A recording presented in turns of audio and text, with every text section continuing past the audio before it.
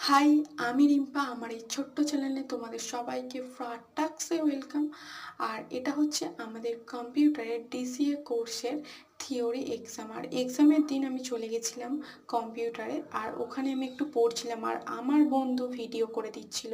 কি বলবো, না পড়ে না কিছু করে আমরা পড়ছিলাম আর ও ভিডিও করছিল। বন্ধু বলাটা ভুল, ভাই বলা, মানে ভাই বলবো, কারণ ও আমার থেকে অনেকটাই ছোট। আর এই দেখো আমাদের এইখানকার মোস্ট ক্যারেক্টারই প্রিয়াঙ্কা। এই দেখো বক বক করেই যাচ্ছে।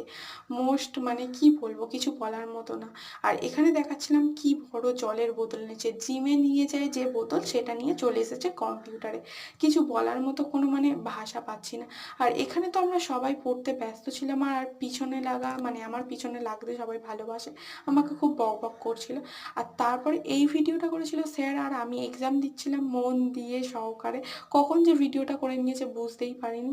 তারপর আমি কিছুক্ষণ পর লক্ষ্য করেছিলাম যে আমার এই ভিডিওটা করা হয়েছে।